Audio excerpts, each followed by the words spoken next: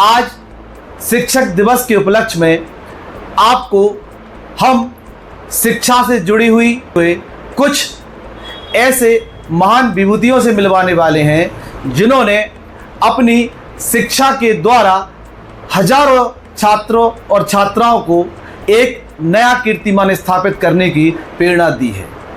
रहेंगी आज श्रीमती नीलम जैन पटवारी जी, जो एक शिक्षिका के पद पर पिछले 15 वर्षों से कार्यरत हैं। रहेंगी श्रीमती ऋचा अग्रवाल मैम, जो कि पिछले 15 वर्षों से शिक्षण के कार्य में कार्यरत हैं। उनके सम्मुख बोलने में हिचक तो होगी, लेकिन आगे की ब्रॉडकास्टिंग में सभी के प्रश्न उत्तर को देने का प्रयास करूंगा। जय हिंद। नमस्कार सभी को, शिक्षक दिवस की सभी को शुभकामनाएं। मैं नीलम जैन वर्तमान में प्रधानाध्यापक के पद पर प्राथमिक विद्यालय रजवाड़ा में कार्यरत हूँ और बेसिक शिक्षा विभाग में मुझे 17 साल हो गए हैं, जिसमें से लगभग 6 वर्ष सहायक अध्यापक के रूप में कार्यरत किया और पिछले 10 वर्ष से प्रधानाध्यापक के पद पर काम कर रही हूँ। पहली पोस्टिंग बांदा जनपद में हुई थी, बहुत ही सुदूर क्षेत्र में, जहाँ लगभग 2-3 किलोमीटर पैदल जाना पड़ता था और दोनों तरफ नहर थी। तो शुरू का जो कार्यकाल रहा बड़ा ही कष्टमयी रहा। अपने प्रयासों के फलीभूत और सरकारी आदेश के तहत 2012 में जनपद ललितपुर में आगमन हुआ, फिर यहाँ पर सहायक अध्यापक के रूप में कार्यरत रही। 2015 में प्रधानाध्यापक के रूप में मैंने कंचनपुरा कल्याणपुरा में कार्यभार ग्रहण किया।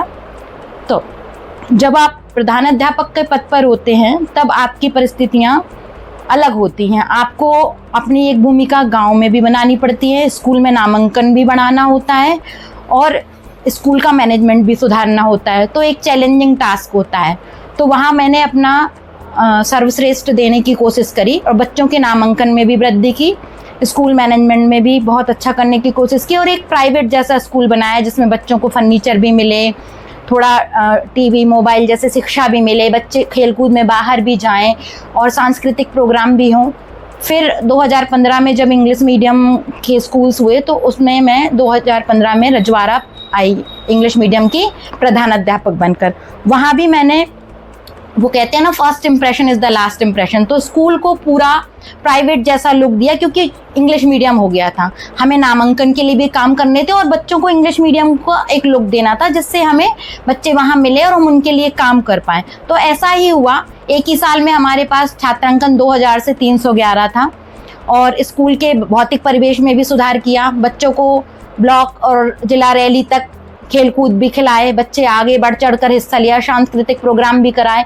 इन्हीं के फलस्वरूप आपको क्या होता है कि समुदाय भी बहुत सहयोग करता है, आपके अधिकारी भी करते हैं, प्रशासनिक अधिकारी भी करते हैं, जनप्रतिनिधि भी करते हैं। उसके फलस्वरूप सांसद जी ने हमें हमारे विद्यालय को जो आजकल चल रहा है मोबाइल से शिक्षा या टीवी की शिक्षा, तो उसमें एजुकेशन के लिए कंप्यूटर्स दिए। आदरणीय जिलाधिकारी महोदय डीएम सर ने हमारे विद्यालय को टीवी दी थी। सामुदायिक सहयोग मिला, जैसे कटाई वटाई विद्यालय की या जो भी इन सब चीज़ों में, तो गांव के लोगों का सहयोग मिलता है। बहुत सारी जैन मिलन की संस्थाएं या विकास परिषद ने विद्यालय को स्मार्ट बोर्ड या बच्चों को कैप्स, इस तरह की चीज़ें दी। तो इस तरीके से विद्यालय का सर्वांगीण विकास करने में मुझे बहुत सहयोग मिला है। और नमस्कार, मैं ऋचा अग्रवाल, मैं अंग्रेजी माध्यम प्राथमिक विद्यालय नदनवाड़ा में अभी वर्तमान में प्रधान अध्यापक के पद पर कार्यरत हूँ। जैसा कि हम लोग प्राथमिक विद्यालय में शिक्षक हैं और प्राथमिक विद्यालय जो कि नाम से सुनने से लगता है कि प्राथमिक विद्यालय जो सरकारी विद्यालय होंगे और जहाँ पे मतलब संसाधनों की कमी होगी, लेकिन ऐसा नहीं है। हम लोगों ने अपने बहुत सारे प्रयासों से अपने विद्यालय को पूर्ण संसाधन पूर्ण बनाया है और हमारे विद्यालय आजकल किसी भी प्राइवेट विद्यालय से कम नहीं है, चाहे वो सांस्कृतिक कार्यक्रम हो, चाहे उसका भौतिक परिवेश हो या फिर बच्चों का एजुकेशन हो। इसमें चाहे हम लोग आईसीटी के माध्यम से टीवी के द्वारा बच्चों को पढ़ाते हैं। मेरे विद्यालय में 4 टीवी लगे हुए हैं और मेरा कुछ विशेष का प्रयास है बच्चों को विद्यालय बुलाने के लिए। तो हमारे जब हम विद्यालय पहुंचे थे तो उधर बच्चों की उपस्थिति बहुत कम थी, जो छात्रांकन है उसके सापेक्ष उपस्थिति कम थी। अब बच्चों को ऐसा क्या किया जाए कि बच्चे विद्यालय भी आने लगे और पढ़ने में भी उनका इंटरेस्ट हो। तो इस उद्देश्य से पहले तो सबसे पहले भौतिक परिवेश पे काम किया, जिसके लिए हमने सभी समुदाय और हमारे अधिकारियों का सहयोग मिला जिसने हमें। इसके बाद मेरा खुद की हॉबी से मैंने थिएटर वर्कशॉप किया है और कल्चरल एक्टिविटी। तो जैसा कि अभी सर ने कहा था कि शिक्षक वही है कि जो अपना ज्ञान बच्चों को दे सके। आप कितने टैलेंटेड है ये वैल्यू नहीं रखता है, ये मायने रखता है कि हमने अपना टैलेंट बच्चों को कितना दिया। तो यदि हम अपना ज्ञान है वो बच्चों के माध्यम से ही प्रदर्शित कर सकते हैं। तो इस तरीके से विद्यालय में बहुत सारी क्रियाएं होती हैं, जिसके परिणाम स्वरूप वर्ष 2018 में हमें उत्तर प्रदेश सरकार के हमारे माननीय मुख्यमंत्री योगी आदित्यनाथ जी के द्वारा राज्य अध्यापक पुरस्कार से सम्मानित किया गया था। इसी क्रम में अंतर्राष्ट्रीय संस्था सत्यमेव जयते यूएसए के द्वारा पूरे नेशनल लेवल पर 2021 में face of the year award से भी सम्मानित किया गया। इसी प्रकार से अन्य बहुत सारे स्टेट लेवल पे अवार्ड हैं। इसमें एक उत्तराखंड सरकार के मुख्यमंत्री जी के द्वारा भी मुझे सम्मानित किया गया है। और मेरे को कुछ पढ़ाने का शौक है, तो कोरोना काल में समय का सदुपयोग करने के उद्देश्य से मैंने दूरदर्शन पे पढ़ाया था। तो मेरे 33 वीडियो हैं जो डीडी यूपी पर प्रसारित किए गए थे, जो वर्तमान में पूरे प्रदेश के द्वारा दीक्षा ऐप में संचालित किए जा रहे हैं, जिसका पूरा प्रदेश लाभ उठा रहा है। Thank you. मैं कृष्णा पटेल कोचिंग क्लासेस ललितपुर में एक छोटी सी संस्था को शुरुआत करने 2013 और 14 के बीच में आया हुआ था।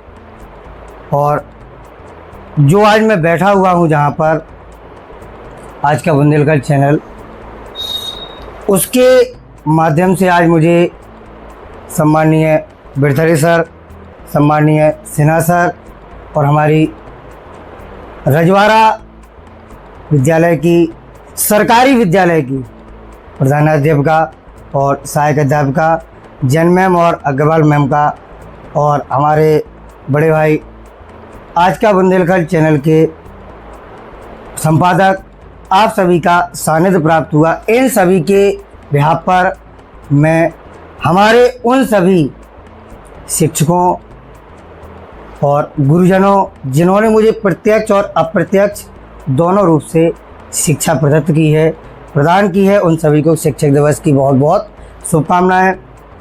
इतना सा छोटा सा मेरा परिचय है, चूँकि हमारे साथ बहुत बड़े बड़े विद्वान बैठे हुए हैं, थोड़ा सा उनके सम्मुख बोलने में हिचक तो होगी, लेकिन आगे की ब्रॉडकास्टिंग में सभी के प्रश्न उत्तर को देने का प्रयास करूँगा।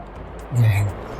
ऋचा अग्रवाल मैम पिछले 15-17 वर्षों से सरकारी स्कूल में एक अध्यापक के तौर पर नियुक्त हुई थी और इन्होंने जनपद ललितपुर में कई अवार्ड को भी जीता और अपने काम से शिक्षा के क्षेत्र में एक अलग पहचान बनाई है।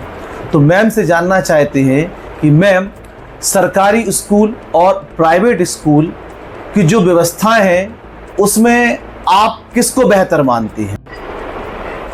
सभी को शिक्षक दिवस की बहुत बहुत शुभकामनाएं।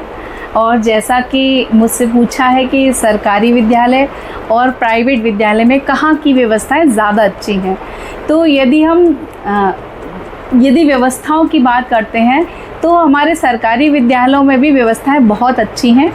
वहाँ पे सरकार के द्वारा जो कि कमज़ोर वर्ग के लोग हैं उनके लिए जो व्यवस्थाएं की गई हैं, उनको निःशुल्क ड्रेस वितरित की जाती है, भोजन दिया जाता है। भोजन भी पौष्टिक भोजन है जो हर 6 दिन में अलग अलग मेन्यू के हिसाब से दिया जा रहा है, जिसमें उनको दूध भी दिया जाता है, फल भी दिए जाते हैं। और वो चिक्की बांटी गई थी बीच में अभी, तो बच्चों को इतना तरह तरह का भोजन, जो बच्चे अभी गरीब नहीं कहेंगे, कमज़ोर वर्ग के बच्चे हैं, उन बच्चों को कई बच्चे ऐसे होंगे कि जो अपने घर पे नहीं कर पा रहे हैं। तो वो व्यवस्थाएं दी गई हैं। बच्चों को स्वेटर, जूता, मोजा, बस्ता, किताबें, यहाँ तक कि अभी तो 1200 रुपये उनके अकाउंट में जा रहे हैं, तो उनको कॉपी भी अपने आप ही खरीदनी है। तो ये सारी व्यवस्थाएं हैं। इसके बाद विद्यालय ICT युक्त किए गए हैं। हमारे सभी विद्यालय में अधिकांश अब स्मार्ट बोर्ड आ रहे हैं जूनियर हाई स्कूल में। तो स्मार्ट बोर्ड इतना बढ़िया है कि पूरा कंप्यूटर ही है और बहुत बड़ा बोर्ड है जिसको बच्चे स्वयं भी चला रहे। कई विद्यालय ऐसे हैं जहाँ पे बच्चे ही इसको ऑपरेट कर रहे हैं। उसके साथ साथ जो बच्चों के एजुकेशन की बात की जाए तो यहाँ पे शिक्षक बहुत सारे कंपटीशन क्वालिफाई करके आ रहा है। और यदि प्राइवेट विद्यालय में देखेंगे तो अधिकांश शिक्षक ऐसे ही कुछ 12 पास या ग्रेजुएशन पास होंगे। अभी हम उसको नहीं, ऐसा नहीं कह सकते, लेकिन हाँ सरकारी विद्यालयों के शिक्षकों की कंपैरिजन में वो इतने ज़्यादा कंपटीशन क्वालिफाई करके नहीं आते हैं। तो यदि हम शिक्षकों की गुणवत्ता की बात करें तो भी सरकारी विद्यालयों में ज़्यादा अच्छे हैं। और भौतिक परिवेश सरकार ने कायाकल्प योजना जो अभी आई है, तो कायाकल्प योजना के तहत चाहे वो कक्षा में टाइलीकरण हो, चाहे किचन हो, किचन गार्डन बनाया जा रहा है विद्यालय में। इस तरीके से सभी चीज़ें मतलब वहाँ पे व्यवस्थित की गई हैं। रिचा मैम, आज के इस कंप्यूटरीकरण वाले युग में एक शिक्षक को छात्र से जुड़ने में कितनी कठिनाई आ रही है या आसानी है? बहुत ही अच्छा प्रश्न किया है कि कंप्यूटर का जो युग है और इसमें छात्र से जुड़ने में आसानी, अगर यदि हम उसको सही तरीके से उसका प्रयोग करेंगे, यदि जो हमारी आज की टेक्नोलॉजी है उसको सही दिशा में प्रयोग करेंगे तो बहुत आसानी हो गई है। क्योंकि जब टेक्नोलॉजी के माध्यम से पढ़ाए जाते तो कई विषय ऐसे होते हैं जो हम इमेजिनेशन नहीं कर पाते, लेकिन हम टेक्नोलॉजी के माध्यम से बच्चों को यदि हम उसको पेश करते हैं तो बच्चा उससे बहुत जल्दी कनेक्ट हो जाता है। जैसे हम जनरेशन ही सिखा रहे हैं बच्चों को, तो जनरेशन का यदि हम घर से बीज जनरेट करके लाएंगे फिर उसको दिखाएंगे, लेकिन आजकल के कंप्यूटर पे हम वीडियोस दिखा देते हैं, उसमें से बीज में से वो जनरेट होकर दिखाता है, फिर मूलांकुर निकला है, फिर प्रांकुर। तो इस तरीके से बच्चा उसका पूरा प्रोसेस समझ जाता है। तो टेक्नोलॉजी को सही तरीके से उसकी सही दिशा में प्रयोग करेंगे हम, तो हमारा जो बच्चों से जुड़ाव है वो बढ़ जाता है और बच्चों को स्थायी ज्ञान प्राप्त होता है। क्योंकि जब 3 चीज़ें हैं, जैसे हमारे सेंस ऑर्गन ज़्यादा प्रयोग होते हैं तो वो हमें ज़्यादा स्थायी ज्ञान देता है। तो टेक्नोलॉजी हमारे आँख, सुनना, देखना और बोलना, ये तीनों हमारे सेंस ऑर्गन उसमें यूज़ हो रहे हैं, जिसके माध्यम से हम बच्चों को कनेक्ट करके उसको इंटरेस्टिंग बना देते हैं। बच्चे खेल खेल में उन्हें लग रहा है कि हम मूवी देख रहे हैं, उन्हें लग रहा है कि हम कुछ पढ़ाई नहीं कर रहे हैं, हम देख रहे हैं, और वो देखते देखते इसको सीख जाते हैं, वो पता ही नहीं लगता। और आज की शिक्षा और 15 साल पुरानी शिक्षा में वो क्या बदलाव देख रही हैं शिक्षक दिवस पर? 15 साल पहले जब हम शिक्षा विभाग में, हमने 17 साल पहले जब मैंने ज्वाइन किया था तो बहुत एक्साइटमेंट था कि हम टीचर बन गए हैं। और गांव, मुझे थोड़ा सा, मैं शहर से हूँ, आगरा से मेरा जन्म है, तो गांव से भी बड़ा अटैचमेंट है, मुझे नेचर बहुत अट्रैक्ट करता है। तो जब गांव में गई तो बड़ा एक्साइटमेंट था, बहुत कुछ करने का था कि बच्चों के लिए स्कूल में बच्चों को ये करना है। और उससे पहले एक साक्षरता अभियान चलाया करता था जब हम स्कूल में थे, तो उसमें भी हमने ग्रामीण परिवेश की महिलाओं को साक्षरता में सिखाया था। तो बच्चों के लिए काफ़ी एक्साइटमेंट था, काफ़ी कुछ करने के लिए था। और जैसे ही हम विद्यालय में गए तो वहाँ के परिवेश, उस समय परिवेश उतना अच्छा नहीं रहता था, क्योंकि भौतिक परिवेश भी मायने रखता है। तो विद्यालय ऐसे ही 1 कमरे में, 2 कमरों में विद्यालय चल रहे हैं, कहीं पेड़ के नीचे पढ़ा रहे हैं बच्चों को, कहीं सड़कें खराब हैं तो जाने आने में असुविधा होती थी। और बच्चे भी है ना, जब शुरुआत में गए तो ग्रामीण परिवेश के बच्चे थे, तो उन लोगों को अपने स्तर पे, मतलब उनका रहन सहन, पहनावा, वो सब सिखाने में बहुत सारी कठिनाइयों का सामना करना पड़ा। फिर संसाधनों को जुड़ाने में बहुत व्यवस्थाएं करनी पड़ी। उस समय ऐसी व्यवस्थाएं थी कि शायद स्कूल में मतलब चौक मिलना भी एक आसान काम है। आपकी पोस्टिंग पहले ललितपुर में ही थी? नहीं, मेरी पोस्टिंग आगरा में हुई थी। पहली पोस्टिंग आगरा में हुई? आगरा में हुई थी। इसके बाद में 2012 में ललितपुर में आई। और मैं एक और बहुत अच्छी बात बताना चाहती हूँ कि आगरा और ललितपुर के स्कूलों का जब कंपैरिजन किया तो मुझे ललितपुर के विद्यालय बहुत अच्छे लगे। तो ऋचा मैम का मानना है कि 2025 में स्कूल पहले से काफ़ी बेहतर हुए हैं और सरकार प्रयास कर रही है कि ग्रामीण परिवेश के हर छात्र छात्राओं को, और शिक्षक दिवस के रूप में अगर आप देखें तो एक शिक्षक भी कितनी कठिनाइयों के बाद आप देखें कि आज स्मार्ट बोर्ड तक पहुंचा है। मतलब कि एक छात्र के निर्माण में एक अध्यापक ने अपना पूरा जीवन खपा दिया है। तो ऐसे हमारे शिक्षक हमारे साथ हैं। हमारे साथ श्रीमती नीलम जैन हैं जो हेड ऑफ रजवाड़ा स्कूल हैं। तो हम चाहेंगे कि मैम आज शिक्षक दिवस पर सबसे पहले तो अपनी बात रखें। सभी देशवासियों को शिक्षक दिवस की बहुत बहुत शुभकामनाएं। शिक्षक हैं तो शिक्षक के नाते सबको सम्मान भी देना चाहती हूँ और सम्मान भी पाना चाहती हूँ। इसको साकार करने के लिए उपलब्धियों के तौर पर 2021 का स्टेट अवार्ड, मुख्यमंत्री अवार्ड मिला है, लेकिन उसके पीछे की जो मेहनत है वो बहुत बड़ी होती है एक शिक्षक के लिए। क्योंकि जब आप ग्रामीण परिवेश में होते हैं तो संसाधन जुटाने के साथ साथ लोगों को उससे जोड़ना, लोगों के मन में जगह बनाना, जब लोगों की आप पे आस्था बनेगी, अभिभावकों की, ग्रामवासियों की, तब कुछ आप अच्छा कर पाएंगे, तब वो आपसे जुड़ पाएंगे और अपने बच्चों को भेजेंगे और नामांकन की दिशा में कार्य होगा, शिक्षण की दिशा में कार्य होगा और बच्चों में के सर्वांगीण विकास में हमें उपलब्धि मिलेगी। मैम आज 2025 में शिक्षक दिवस को आप एक गुरु और शिष्य की परिवेश में क्या गुरुकुल की तरह देखते हैं या आधुनिक युग की तरफ देखते हैं? आज का युग आधुनिक युग है। हम चाहे जितना ही संस्कार पाठशाला चलाएं विद्यालय में, चाहे जितना पुरानी पद्धति से पढ़ाने की शिक्षा विधि अपनाएं, लेकिन बच्चे दूसरे बच्चों से प्रभावित होके, प्राइवेट स्कूल के बच्चों से प्रभावित होकर, उनके भोजन जो क्रियाविधि उससे प्रभावित होकर, उनकी वेशभूषा से प्रभावित होकर वो स्वयं वो सारी पद्धति अपना रहे हैं गांव के बच्चे, क्योंकि वो शहर से प्रभावित है, वो उनसे जुड़ रहे हैं, उनको देख रहे हैं। मीडिया का युग है, वो टीवी में देख रहे हैं, मोबाइल में देख रहे हैं, सारी चीज़ें वहाँ से ले रहे हैं। तो अब हम एक गुरुकुल की पद्धति पूर्णतया तो नहीं हम अपना सकते, ना किसी ग्रामीण परिवेश में ना ही शहरी परिवेश में। हाँ, लेकिन संस्कार पाठशाला, गुरु का सम्मान, आदर्श और सब सारे संस्कार डालना ये उतना ही ज़रूरी है। क्यों ज़रूरी है? क्योंकि संस्कार बच्चों की एक वो रीढ़ की हड्डी होती है। अगर बच्चों में संस्कार नहीं है तो वो कितना भी आगे ऊंचा बढ़ जाए, उसका शिक्षा ग्रहण करना और शिक्षा दे पाना और सारी चीज़ें व्यर्थ है, क्योंकि वो समाज के सामने अच्छे रूप में प्रदर्शित नहीं होगा अगर उसके संस्कार अच्छे नहीं। तो हमें आधुनिक पद्धति से पढ़ाना ज़रूर है। मीडिया का युग है, हमें आईसीटी से पढ़ाना है, मोबाइल से पढ़ाना है, गतिविधि आधारित शिक्षण करना है, खेल खेल में पढ़ाना है, क्योंकि बच्चे वो पुरानी रटंत विद्या या पुरानी पद्धति से नहीं पढ़ना चाहते, ना वो ब्लैक बोर्ड अकेले से, वो सारा सब मॉडर्नाइजेशन चाहते। वो भी चाहते हम अलग पद्धति से पढ़ें और सारी चीज़ें बहुत अच्छे से ग्रहण करें।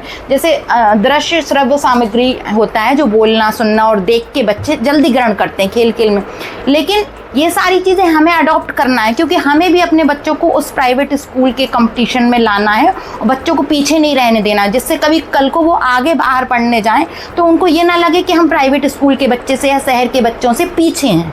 तो ये तो नहीं करना, लेकिन उनके बराबरी को देते हुए हमें उतना ही संस्कार देना है और उनको दोनों का एक सामंजस्य बिठा के शिक्षा देनी है।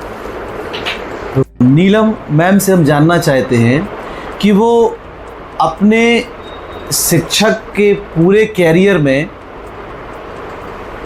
ऐसे किन छात्रों को अभी भी याद रखे हैं, क्योंकि उनकी शुरुआत में जब पहली नियुक्ति हुई थी तो जहाँ तक हमारी जानकारी है बांदा में हुई थी। तो हम जानना चाहते हैं बांदा से ललितपुर तक के सफ़र में ऐसे कुछ छात्र और छात्राएं जो मैम के जीवन में एक अमिट छाप छोड़ गए हों। जी, बहुत अच्छा प्रश्न है। हर शिक्षक के लिए, मैं अकेला नहीं, हर शिक्षक के जीवन में हर क्लास जो भी वो क्लास लेता है, ऐसे बच्चे आते हैं जो लॉन्ग लाइफ उसके मस्तिष्क पर अमिट छाप छोड़ जाते हैं। क्यों? उसका कारण ये नहीं कि वो बच्चे पढ़ने में अच्छे होते, उसका कारण होते हैं वो बच्चे संस्कारवान होते हैं, वो आपकी शिक्षक का कहना मानते हैं, उनकी हर बात को ऐसे सहज ग्रहण कर लेते हैं कि जैसे शिक्षक उनके लिए भगवान हो, और वो वह बातें अपने माता पिता को भी बताते हैं और दूसरों के लिए भी एक आदर्श प्रतिबिंब का काम करते हैं, अपने छोटे बच्चों को भी सिखाते हैं, और वही समाज में आगे चलकर इस तरह से कामयाब होकर हमें दिखाते हैं कि जो हमने उनको शिक्षा दी होती वो अपने आप हमारी शिक्षा पूर्ण कर देते हैं कि हाँ, हमने कुछ बच्चे ऐसे अपने जीवन काल में बनाए। तो ऐसे कुछ बच्चे बांदा में भी मुझे मिले, कंचनपुरा कल्याणपुरा में भी मिले, खड़ेरा में भी मिले, रंजीत था, एक विक्रम थे, माही अभी भी है रजवाड़ा में। माही को आप एक कहानी आज सुना देंगे तो वो शायद 4 साल बाद कहानी में 2 लाइन जोड़ के ही सुनाएगी। तो ऐसी छात्रा है, उसको वृद्धा में कई बार पुरस्कृत भी किया जा चुका है। और एक बिटिया थी हमारी महक राय, उसको राज्य स्तर पर कहानी लेखन प्रतियोगिता में भी उसको राज्य स्तर पर सम्मान प्राप्त हुआ है। तो हर शिक्षक के छात्र में, मेरे भी जीवन में आए हर शिक्षक के जीवन में ऐसे बच्चे आते हैं जो अमिट छाप छोड़ जाते हैं अपने अच्छे संस्कारों से। अगर नीलम मैम को कभी शिक्षा मंत्री बनने का मौका मिले तो वह आज समाज में शिक्षा में क्या बदलाव कर सकती है? सर ने बहुत अच्छा प्रश्न किया है कि मुझे अगर शिक्षा मंत्री बना दिया जाए। बहुत बहुत धन्यवाद ये शब्द सुनने के लिए। सबसे पहली बात तो मैं कहूँगी, एक हम इतिहास में या फिर जनरल नॉलेज में ये चीज़ पढ़ते हैं कि 70% जनसंख्या ग्रामीण क्षेत्रों में निवास करती है और जो बुद्धिमत्ता है वो भी वहीं निवास करती है, क्योंकि जब हम उनके द्वारा जो भोजन ग्रहण करते हैं, उनके द्वारा उपजाया फल फ्रूट अनाज सब गांव से ही आता है। तो जब हमारा पेट वो इतने अच्छे से भर सकते हैं, तो जब उनमें वो जो शिक्षा डाल दी जाए तो वो कहाँ तक पहुँचेगी इसका कोई अंदाज़ा नहीं लगाया जा सकता। तो मैं अभी भी ये मानूंगी कि कहीं ना कहीं अभी जो ग्रामीण परिवेश में जो हायर लेवल की एजुकेशन है, जैसे 8th तक तो सरकार द्वारा स्कूल खोल दिए गए हैं तो वहाँ शिक्षाएं चल रही हैं, और सरकार ने कायाकल्प योजना या कई तरीके से भौतिक परिवेश में सुधार या बहुत अच्छे शिक्षक भी वहाँ पर पदोन्नत कर दिए या हैं पढ़ा रहे हैं। लेकिन जो 8th के बाद एजुकेशन है उसके लिए बच्चों को आज बहुत परिश्रम करना पड़ रहा है। या तो वो सुदूर 5 किलोमीटर 10 किलोमीटर दूर शहर में जाते हैं, या फिर 10 किलोमीटर में वहीं पर एक विद्यालय, उसके लिए भी स्ट्रगल करते हैं, वहाँ भी तादाद में विद्यार्थी हैं, उतनी अच्छी शिक्षा नहीं मिल पा रही है।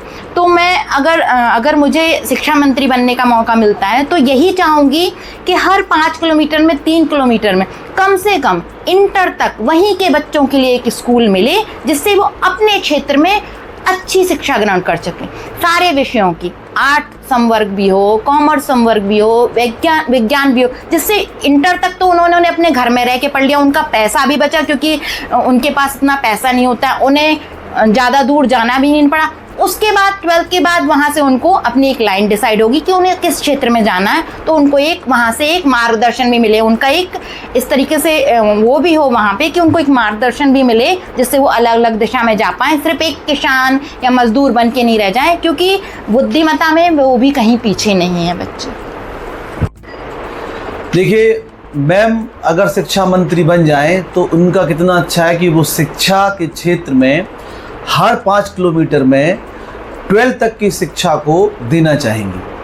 अब मैम से हम जानना चाहते हैं, चूँकि मैम एक शिक्षक हैं, मैम एक मातृशक्ति भी हैं, तो मैम से बेहतर इस क्वेश्चन का आंसर शायद ही कोई दे सके कि गांव के परिवेश में आज बेटियों के लिए शिक्षा ग्रहण करना कितना कठिन है और कितना आसान है, और आने वाले समय में मैम बेटियों के लिए क्या विशेष प्रयास करने वाली हैं? बेटियां कितना पढ़ रही हैं, उनके सामने क्या परेशानियां हैं और कितनी आसानी है पढ़ने में।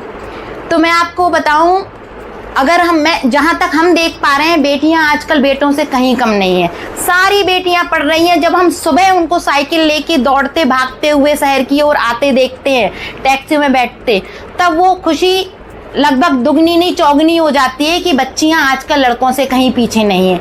कोई सा भी किसी भी क्षेत्र देख लीजिए आप बच्ची आंगनवाड़ी में जा रही हैं, शिक्षिकाएं बन रही हैं, नर्सिंग में जा रही हैं, तो बेटियां बेटों से कहीं आगे हैं और उनके माता पिता भी ये जान गए हैं कि शादी करना उतना ज़रूरी नहीं है जितना बच्ची को शिक्षित करके उसके बाद उसकी शादी करना ज़रूरी है। आगे का समय कोई नहीं देख पाया है कि बच्ची के भविष्य में क्या हो जाए, तो हर माता पिता, हर अभिभावक अपनी शिक्षित बेटी ही दूसरे के घर भेजना चाह रहा है बस। लेकिन अभी भी एक थोड़ी सी कमी है कि बच्चियां भाग दौड़ कर अपने परिश्रम करके, वही बात आ जा रही है कि 12th तक की शिक्षा कहीं शहर के पास के स्कूल से ग्रहण कर ले रही हैं, लेकिन आगे मार्गदर्शन, जैसे उनको सिलाई कढ़ाई की फील्ड में जाना, कला के संवर्ग में जाना, किसी को नर्स बनना, किसी को डॉक्टर बनना, किसी की शिक्षा, तो पैसों के अभाव के कारण उनकी शिक्षा वहाँ पूर्ण नहीं हो पा रही। जो व्यावसायिक शिक्षा है, जो राष्ट्रीय शिक्षा नीति के तहत भी आई है कि बच्चियों को या बच्चों को व्यावसायिक शिक्षा मिलनी चाहिए, क्लास 3rd और 4th से ही मिलने चाहिए, जिससे 12th तक आते आते उनका एक क्षेत्र निर्धारण हो और बच्चे आगे बढ़ पाएँ। तो बच्चियां कहीं कमतर नहीं हैं, उनको समान शिक्षा मिल रही है, अभिभावक भी पढ़ा रहे हैं, शिक्षा और विद्यालयों में भी शिक्षा मिल रही है और वो आगे भी बढ़। और सर का प्रश्न था कि हम सब शिक्षक, मैं अकेली नहीं, बच्चियों के लिए क्या करना चाहेंगे या क्या कर रहे हैं। देखिए, जहाँ तक एक पर्सनल बात होती है, अगर आपका मनोभाव हो, तो जैसे मैंने कुछ बच्चियां थी कंचनपुरा कल्याणपुरा की, वो पढ़ना चाहती थी, तो मैंने उनका GGIC में एडमिशन कराया था और बतौर वो 12th पास करके BA पास करके वहाँ के प्राइवेट स्कूल्स में पढ़ा रही हैं। मैं अभी एक बच्ची की शादी में भी गई थी, तो बहुत अच्छी खुशी की बात है। लेकिन ऐसे सारे लोग ही जुट जाएं, मतलब कोई भौतिक रूप से, कोई दिशा निर्देशन के रूप से, कोई माता पिताओं को दिशा निर्देशन के रूप में, अगर सारे ही शिक्षा जगत के लोग जुट जाएं, आसपास के लोग, जागरूक लोग जुट जाएं, तो निश्चित ही हमारी बेटियां और आगे बढ़ चढ़कर आगे आएंगी।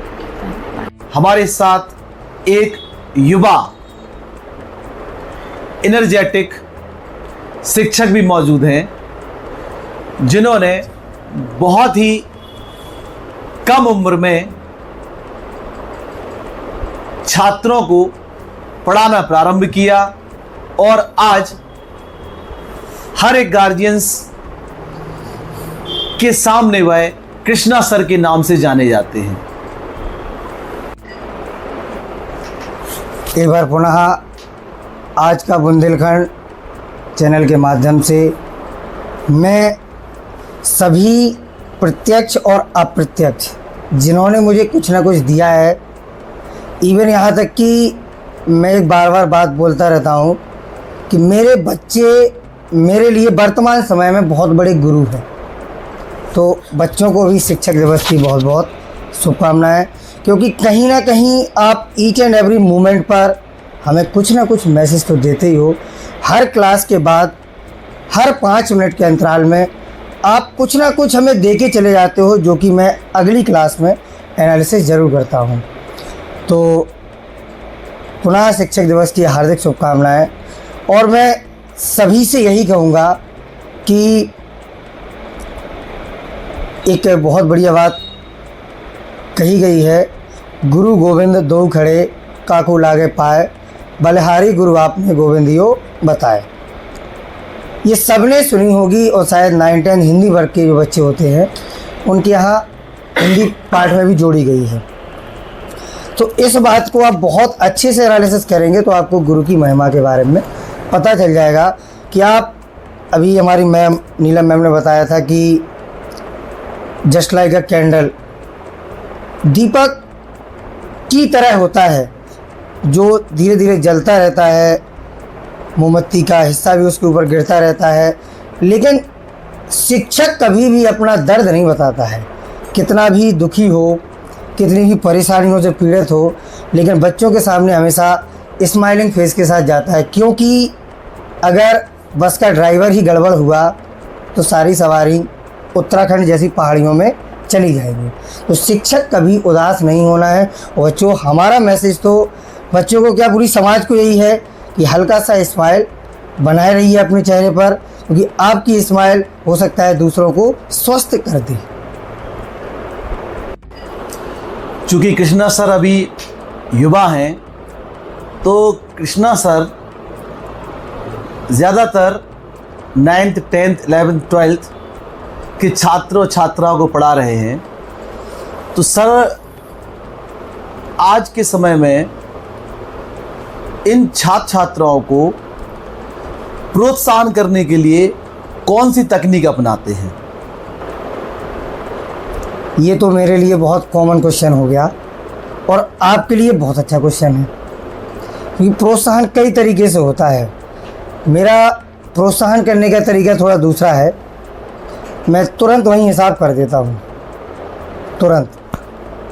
जैसे बच्चे से कोई प्रश्न पूछा गया तो बच्चे ने उत्तर नहीं दिया, तो मैंने गलतियाँ की हैं, जिस तरीके से मेरे गुरु ने मुझे डांटा था, समझाया था, प्रोत्साहित किया था, चाहे वो कंधे पे हाथ रखने वाली बात हो, चाहे उसको समझाने वाली बात हो, चाहे डांटने वाली बात हो, मैं हमेशा अपने गुरु के जो फुटप्रिंट्स होते हैं उनको फॉलो करते हुए, जैसे कल का ही मेरा 1.5 घंटे का सेशन अपनी क्लास 45-50 मिनट की होती है, 1.5 घंटे सिर्फ मैं अपने गुरु के बारे में बताता रहा कि मैं उस गुरु से पढ़ा हूँ जो एक तालाब में कमल खिलता है ना, कहते तो हैं गंदगी में खिलता है, लेकिन वास्तविकता में वो गुरु मिस्टर पंकज कुशवाहा और दूसरे हैं मिस्टर जितेंद्र सिंह पटेल, जो कि एक भौतिक विज्ञान के प्रवक्ता हैं और एक रसायन विज्ञान के। हम 3 मित्र उनके पास पढ़ा करते थे।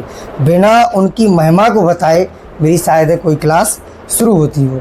तो जिस तरीके से उन्होंने मुझे सिखाया, और आज 19 साल हो गए पढ़ते पढ़ते, अभी मैं उनके नंबर कंठस्थ याद रखे हूँ, और मैं अभी फ़ोन कर दूँ तो सीधा नाम होगा हाँ कृष्णा।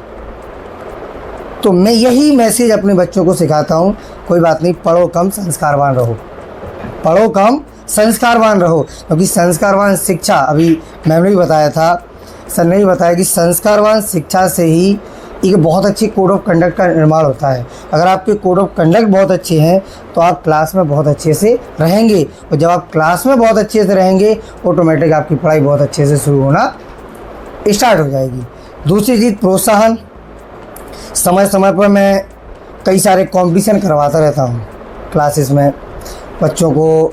जैसे अभी पिछले साल ओलंपियाड करवाया था मैंने, और ये मेरे लिए डिस्ट्रिक्ट ललितपुर में बहुत बड़ी उपलब्धि थी कि एक ओलंपियाड एक कोचिंग में हुआ था। वरना ये बहुत बड़े बड़े स्कूल्स में होते हैं जहाँ 1200-2000 बच्चे हुआ करते हैं, हमारे पास तो कुछ ही हंड्रेड्स में बच्चे होते हैं, उनके बीच में भी हुआ था। तो ये छोटे छोटे एक्टिविटी, जीके कंपटीशन भी करवाते रहते हैं हम।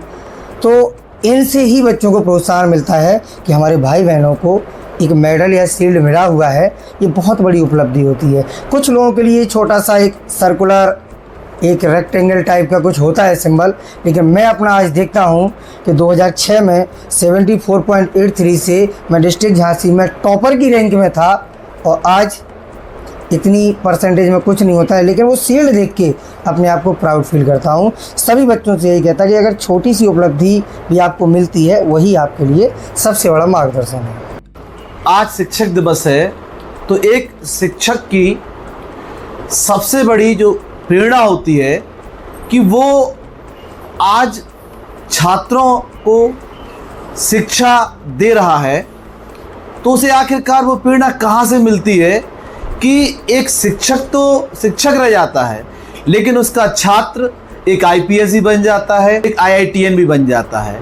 तो आखिरकार शिक्षक ये प्रेरणा कहाँ से लाता है? ये प्रेरणा है, मैं क्लास 9th में पढ़ता था, तो एक दीवार पे लिखा रहता था, जिस मकान में मैं किराए से रहा 250 रुपये महीने में, वो दीवार भी याद आ गई कि एंट्री मारते ही लेफ्ट साइड में लिखा रहता था, प्रातः काल उठ के रघुनाथा, माता पिता गुरु ना वही माता। ब्रजेन सोनी जी हैं जो इस समय इंदौर में हैं, उन अंकल के मकान में लिखा हुआ था, और मैंने ऐसा पूछा क्यों लिखा, बोले यहाँ पर रहने वाले बच्चे आते हैं, तो प्रातः काल उठ के रघुनाथा, माता पिता गुरु ना वही माता। तो सबसे पहली प्रेरणा होती है आपकी माँ, प्रथम गुरु माँ, दूसरा गुरु अब जिसको मान लो। विद्यालय में आते ही हमारा रोल शुरू हो जाता है, और मैं सबसे पहला गुरु माँ को ही लेके चलता हूँ हमेशा। बिटियाँ हैं, सबसे पहले मैं यही कहता हूँ कि बेटा अगर आप मेरी बेटी बन सकते हो तो इस क्लास में बैठना, अदरवाइज मेरी क्लास में नहीं बैठ पाओगे। क्योंकि मैं अपनी बेटियों को जितना प्यार करता हूँ, जितना डांटता हूँ, उतना ही आपको डांटूंगा। और आप भी, हमारा सौभाग्य है कि आप भी हमारे अभिभावक रहे हैं, और मैम अप्रत्यक्ष और प्रत्यक्ष रूप से आप लोग भी हमारे अभिभावक ही हैं, और आप लोगों से ही प्रेरणा लेते हैं। तो प्रथम गुरु आपकी माँ हो गई, दूसरी हम हो गई, मतलब मैं हो गया। और अब बच्चों को प्रेरणा कहाँ से मिलती है? तो इन्हीं दो लोगों में से किसी एक से मिलेगी। और जब आपका बच्चा कुछ उपलब्धि पा जाता है तो सीना कहते हैं ना 56 इंच का हो जाता है, तो वास्तविकता में हो जाता है। ऐसे बहुत सारे एग्जाम्पल इन्हीं 12-13 सालों में ललितपुर से हैं मेरे पास, कि अभी वर्तमान में मेरे पढ़ाए हुए ही कम से कम 30 से 32 बच्चे, मुझसे ज़्यादा बच्चे पढ़ा रहे हैं, चाहे वो ग्रामीण परिवेश के हों, चाहे वो अर्बन एरिया के हों, मतलब इस शहरी परिवेश के हों। ये तो एक टीचर कि बच्चे टीचर बन गए। और मैं हमेशा एक ही बच्चों को बोलता हूँ, मैं कम पढ़ाता हूँ, लेकिन मेरे वो बच्चे हैं ना, मुझसे कई गुना ज़्यादा पढ़ाते हैं, क्योंकि मैंने जो पढ़ाया वो तो उन्होंने पढ़ा ही होगा। कहीं ना कहीं जब वो पढ़ा रहे हैं तो गियरिंग हो रही है, फ्रिक्शन लेस होते चले जा रहे हैं वो, तो कहीं ना कहीं बहुत अच्छा पढ़ाएंगे। दूसरी बात, जब जॉब पा जाते हैं तो जॉब की लिस्ट में भी कम से कम नहीं तो 30 बच्चे हैं, ज़्यादा ही हैं। और यहाँ से इलाहाबाद जब जाता हूँ ना, तो अगर ये छोटी साइज वाले टीचर को कोई 2 स्टार और 3 स्टार सलाम कर दे तो ये बहुत बड़ा सौभाग्य का विषय होता है। और उस बच्चे को झाड़ुओं से पीटा हो, वो बच्चा जब 10 लोगों के बीच में, ऑफिसर्स के बीच में ये बात बोले, तो वहाँ एक रोना आ गया था मुझे। और बहुत सारे कांस्टेबल्स, बैंक मैनेजर भी हैं, 2-3 एसआई भी हैं। तो ये उपलब्धि मिलती है तो बिना गुरु के तो मिल नहीं सकती, और गुरु किसी को भी बना ले। तो मैं तो मानता हूँ पहला गुरु माँ है। तो मेरे गुरु की बात अगर करें तो वो थोड़ी सी हमने पहले डिस्कस करी दी थी, 1-2 घंटे निकल जाएंगे। अगला क्वेश्चन आप पूछ सकते हैं। कृष्णा सर, 2025 यानी वर्तमान जनरेशन के स्टूडेंट्स से सर क्या उम्मीद रखते हैं? ये टूल अच्छा भी है, ख़राब भी है, सपोर्ट ले सकते हैं, नहीं ले सकते हैं। मेरा तो सबसे बड़ा मानना है कि सबसे बड़ा दुश्मन है ये मोबाइल फ़ोन, सबसे बड़ा दुश्मन। इस ऑनलाइन लर्निंग ने बच्चे को सभी से दूर कर दिया, अपने माँ बाप से दूर कर दिया, शिक्षकों से दूर कर दिया, और उसके जीवन की सबसे अच्छी मित्र उसकी किताब है। किताबों से दूर हो गया बच्चा। अभी NCERT पैटर्न चलता है, बच्चा कहता है कुछ नहीं है उसमें, NCERT में कुछ भी नहीं है सर, इतनी सी कर दी गई है। अभी law of conservation of momentum मैंने पढ़ाया, बोले सर हट गया, but there are lots of question inside the book, then I have to teach only. हमें पढ़ाना पड़ेगा अगर क्वेश्चन वहाँ है तो। लेकिन बच्चे से एक बात फिर मैं बोलता हूँ हमेशा कि किताबों को आप पढ़ें, एक क्वेश्चन के आंसर को ढूंढने के चक्कर में आपको 4 अनचाहे क्वेश्चन के आंसर मिल जाएंगे। तो बच्चे ऑनलाइन की ओर जा रहे हैं, रियल से रील की ओर जा रहे हैं, रियल से रील्स की ओर जा रहे हैं। 90% बच्चा रील्स देख रहा है। अभी मेरे इसी वीडियो को अगर आप थोड़ा सा फिल्टर लगा के, टैगिंग वगैरह करके बच्चों सिखाते रहते हैं, हम नहीं जानते इतना। लॉकडाउन में पहला वीडियो बनाया था, 6 घंटे लग गए थे यूट्यूब में डालने में, इसके बाद तो 200 डाल दिए। तो बच्चों से यही कहना चाहेंगे कि आप इस ई लर्निंग का यूज़ तो करिए, लेकिन थोड़ा कम समय के लिए करिए, क्योंकि इसको सपोर्ट लीजिए, थोड़ा सा सपोर्ट लीजिए इसको अपनी क्या बोलते हैं ज़रूरत मत समझिए। इसको अगर ज़रूरत समझ ली तो आप एडिक्टेड हो जाएंगे, और एडिक्शन जो हो जाता है उससे बहुत बड़ा आपके जीवन में एडिशन हो जाता है। इतनी नेगेटिविटी आ जाती है कि आप इरिटेट होने लगते हैं अपने आप से, तो परिवार से दूर होना शुरू हो गए, और परिवार से दूर हुए तो संस्कार भी, और जो बच्चा संस्कार भी है उसको शिक्षा नहीं मिल सकती। पढ़ो कम, संस्कारवान रहो। ज़रूरी नहीं है कि जॉब मिले, जॉब के लिए अगर जो पढ़ रहा है ना वो मूर्ख है। आप इतने पढ़ जाओ कि आप कुछ ना कुछ तो कर पाओ। भाई ज़रूरी थोड़ी सी ना है कि जॉब सबको मिले, और मिलेगी भी नहीं। कंपटीशन इतना टफ है, एक सीट के लिए कम से कम नहीं 2-2 हज़ार बच्चे बैठे हैं आज के युग में। 2025 की बात कर रहा हूँ। एक सीट के लिए पुलिस की वैकेंसी आई, MSc, कई तो मैम PhD वाले भी हमें दिखाई दिए। क्या करें, बोले प्राइवेट से अच्छा क्या होगा। तो स्टेबिलिटी, तो हम तो कहेंगे कि अपने नॉलेज को स्टेबल करो, आप ऑटोमेटिक स्टेबल रहोगे। संस्कार, और दूसरा मैसेज है ही नहीं। 5 सितंबर शिक्षक दिवस। आज शिक्षा का स्तर और शिक्षक किस रूप में अपने आप को देख रहे हैं, साथ ही साथ आज शिक्षक दिवस बिना शिक्षकों को सम्मान दिए कैसे मनाया जा सकता है। तो हमारा ऋचा मैम से अंत करने के पहले एक सवाल है कि बेटियों का जो शिक्षा है ग्रामीण परिवेश में, उसके संबंध में अगर उन्होंने कुछ सोचा हो या उनका आगे कुछ प्लान हो तो कृपया वो हमारे चैनल के माध्यम से जरूर बताएं। बेटियों की शिक्षा के लिए सबसे पहले तो जैसे कि सरकार प्रयास कर ही रही है, सभी बेटियों को नामांकन है, लेकिन ये कहना सही नहीं है कि सभी परिवार उसमें उतना 100% एफर्ट दे रहे हैं। जहाँ की, क्योंकि हम लोग ग्रामीण परिवेश में पढ़ाने जाते तो एक स्कूल में मैं जाती थी और वो क्लास 2 और 3 की बच्ची पूरे घर का खाना बना के आती थी, रोटियाँ। हाँ, क्लास 3 की बच्ची, हमारे घर में तो गैस भी नहीं चलवाते हम लोग, और 3 की बच्ची इतनी रोटियाँ बनाकर फिर 10-10 बजे तक देर से आती थी। फिर हमने उसके पेरेंट्स को पूछा, उससे पूछा तो मैम कब की रोटी बना के आते हैं। और वो लड़की इतनी होशियार थी कि बहुत जल्दी सीखती थी। तो फिर उस लड़की के पेरेंट्स को बुलाया, उनको समझाया उस बच्ची को कि भाई अगर आपको काम करवाना भी है तो स्कूल समय में ना करवा के आगे पीछे करवा लीजिए, हम ये मने भी नहीं कर सकते।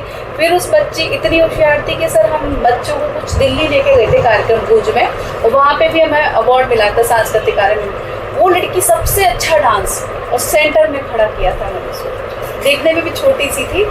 तो ग्रामीण परिवेश में असलियत कही जाएगी तो लड़कियां पूरा घर ही संभाल रही हैं, बच्चे संभाल रही हैं, और उस परिवेश उस काम को करने के बाद वो विद्यालय आ रही हैं। इसके बाद भी जैसे उनकी पढ़ाई 8th तक हो गई, जैसा मैम ने कहा कि 8th तक पढ़ लिया है, फिर इसके बाद कई बच्चियां घर बैठ जाती हैं। फिर जैसे दूर है विद्यालय, तो हमने भी ये सर्वे करते थे हम गाँव में कि हम लोग बाल गणना करते हैं या बच्चों का एडमिशन कराते हैं 100%। तो फिर कुछ बच्ची हमें ऐसी भी मिली कि जो 8 के बाद बैठ गई। फिर हमने ऐसी कम से कम 4 बच्चियाँ हैं जिनको मैंने फीस पे करके उनको GGIC में एडमिशन कराया। जो ये दूसरे गांव में तो वहाँ के जो जूनियर हाई स्कूल थे उधर एडमिशन करा के उनको आगे की पढ़ाई कराई। एक तो एजुकेशन की बात हो गई। इसके बाद जो लड़कियाँ हैं इनका सशक्तिकरण की जो बात आती है, पढ़ लिख जाती है लेकिन उन्हें अपने अधिकार नहीं पता, फंडामेंटल राइट्स नहीं पता, उनको हेल्पलाइंस नहीं पता, उनके साथ अत्याचार होता है। घरेलू परिवेश में जो ग्रामीण परिवेश है उनके साथ महिलाओं के साथ बहुत सारी गलतियां मतलब होती हैं, उनके साथ आज भी प्रताड़ित हो रही है। तो उनको एक तो अपने अवेयर्स नहीं है, दूसरे वो जो एजुकेशन का उद्देश्य क्या है, व्यक्ति अपने पैरों पे खड़ा हो जाए। तो लड़कियों को अभी भी ये चीज़ नहीं मिल पा रही, तो कौशल पर शिक्षा नहीं हो पा रही। तो मैं स्कूल में जैसे कई बच्चों को कढ़ाई है, सिलाई है, पेंटिंग्स है, मेहंदी लगाना है, ये सब हम लोग तो सिखा ही रहे हैं, जो अच्छे टीचर्स हैं वो भी सिखा रहे हैं, या कुछ भी ऐसी चीज़ सिखाई जाए कि वो अर्निंग करने लगे। जब वो सेल्फ डिपेंड होंगी तब फिर वो अपना उनका डिसीजन खुद हो पाएगा। डिसीजन नहीं ले पा रही है ये लोग। स्किल की मतलब आवश्यकता है, एजुकेशन आफ्टर 12th रिक्वायर्ड करता है। तो इसके बाद क्या है कि वो जब सेल्फ डिपेंड हो जाएंगी ना, तो फिर उन्हें इतना डिपेंडेंसी की जरूरत नहीं रहेगी कि अगर हस्बैंड उनका मार कुटाई कर रहे हैं तो वो अपना जीवन चला सकती हैं। अभी वो क्यों सहन कर रही है, उनके पास ऑप्शन नहीं है, माता पिता के पास। तो मैम यही तो हम लोग चाहते हैं कि चूंकि एक ग्रामीण परिवेश में आप ही उनके गार्जियंस भी हैं और आप उनके शिक्षक भी हैं, तो हम भी यही आपसे मतलब विनय कर सकते हैं कि अब आप ऐसे छात्राओं को स्किल की तरफ मोड़ें। और सर भी बैठे हैं, सर ने भी बताया कि हम लोग तो तैयार हैं, हमारा संस्थान भी तैयार है अगर आपको कभी भी लगे कंप्यूटर से संबंधित स्किल की, आप हम लोगों के चैनल से संपर्क करिए। यहाँ पर बहुत सारी सरकारी योजनाएं हैं जो छात्राओं के लिए विशेष स्किल के कोर्स करा रही हैं जी। तो आप चाहे सिलाई हो या कंप्यूटर हो या और भी बहुत सारे हैं, तो आप लोग चूँकि शिक्षक हैं और शिक्षक ही समाज का निर्माण कर रहा है, तो आप लोगों को बस इतना सा करना है कि हम लोगों को सूचना देनी है, और हम लोग चूँकि मीडिया का काम है आपकी बात को शासन तक पहुंचाना। क्योंकि कई बार ऐसी बातें होती कि आप लोग पढ़ाई की अपनी बात पहुंचा, तो आप बिल्कुल मत पहुंचाइए, आप हम लोगों को बताएं, क्योंकि मीडिया चौथा स्तंभ है इसलिए कि आपकी बात आगे पहुंचाए। भाई आप शिक्षक हैं, आप परिवार भी देखेंगे, आप क्या क्या देखेंगे, तो आप निष्फिक्र रहिए। आज शिक्षक दिवस पर हमारा चैनल आपको विश्वास दिला रहा है सर। हाँ, आपको मैं विश्वास दिला रहा है कि कोई भी ग्रामीण परिवेश की समस्या है, आप बिल्कुल हम लोगों को बताएं। तो अब हम चाहेंगे कि अगर नीलम मैम आज के दिन कोई संदेश देना चाहें अपने इस लाइव सेशन में। मातृशक्ति के रूप में हूँ, नारी हूँ, तो बेसिकली नारी की ही बात करूँगी, छोटी छोटी बच्चियों की बात करूँगी। मैं भी यही चाहूँगी कि बच्चियाँ आगे आए, उनको दिशा और उनकी दशा बदले और दिशा मिले। क्योंकि पढ़ लिख के जैसे 12th पास ही कर ली, लेकिन वो उनको दिशा नहीं मिली, शिक्षा या तो शिक्षण कार्य में जाना चाह रही, सिलाई के कार्य में चाह रही, कंप्यूटर एजुकेशन में, तो उनके लिए अगर 12th के बाद ऐसे छोटे छोटे जैसे अभी समूह का कार्य कर रही हैं महिलाएं गाँव में, बहुत अच्छा कर रही हैं। वो पैसे जोड़ती है, फिर इकट्ठा एक महिला पहले ले लेती है, एक बाद में, तो वो छोटे छोटे कार्य कर पा रही है उनमें। इस तरह की योजनाएं अगर सरकार लाती है कि उन लोगों को स्किल बेस्ड एजुकेशन मिल जाए 12th के बाद, कोई सिलाई में जा रही, कोई पेंटिंग में, या किस तरह से खेती किसानी के, या स्वेटर बनाना, या कुछ भी साबुन बना रही हैं महिलाएं हमारे रजवाड़ा की, तो ये छोटे छोटे अगर समूह के रूप में वो अच्छे कार्य करने के लिए और उनको दिशा निर्देश मिल जाए, थोड़ी सी कहीं फंडिंग मिल जाए, तो हमारी महिलाएं अभी भी अच्छा कर रही हैं और बढ़ चढ़ कर इसका करेंगे, हमारा देश प्रोन्नत करेगा और हम शिक्षा को उसके निर्माण में सहायक होंगे। अंततः शिक्षक रहे नहीं, बोल दिया तो काटेंगे भी नहीं उस बात को, रहे हैं और रहेंगे। हमारे सम्मानीय धर्मेंद्र सर, जो कि आज के आधुनिक युग में कंप्यूटर जो बहुत बड़ी भूमिका निभा रहा है, उसके शिक्षक हैं। आपने हम सभी को, मातृशक्ति को भी, और शिक्षाविद जो हमारे बीच अभी थे, सिन्हा सर और बिरथरे सर, और मुझे बुलाया, बहुत बहुत धन्यवाद आप सभी का, विशेष रूप से धन्यवाद। देखिए सर, ये समाज जो है अगर शिक्षक को भूल जाएगा तो हमें लगता है सब फिनिश हो जाएगा। तो अगर आपने ऐसा, आपको लगता है कि मैं शिक्षक था, तो आपको भी समझना चाहिए कि शिक्षक और शिक्षा का सम्मान मेरे लिए सर्वोपरि है। क्योंकि जो आप सबसे मुझे आज सीखने को मिला है, तो कहीं ना कहीं ये शायद मुझे नहीं मिलता। तो ये मेरा तो फायदा हो गया ना आपको बुला के, कि बेटियों के बारे में, ग्रामीण परिवेश के बारे में, आज की जनरेशन के बारे में मुझे समझ के आपसे शिक्षा मिल गई। तो आज का शिक्षक दिवस मेरे लिए बहुत बहुत बहुत, ये मान के चलिए, सफल हो गया है। आप सबको बहुत बहुत कोटि कोटि धन्यवाद। और माँ सरस्वती से मैं यही प्रार्थना करता हूँ कि आप सब अपने क्षेत्र में उच्च शिखर को प्राप्त करें, और जहाँ भी मेरे चैनल की आवश्यकता है आप बेहिचक मेरे चैनल को बताएं। बहुत बहुत धन्यवाद। आप सभी को शिक्षक दिवस की बहुत बहुत शुभकामनाएं, बहुत बहुत बधाई।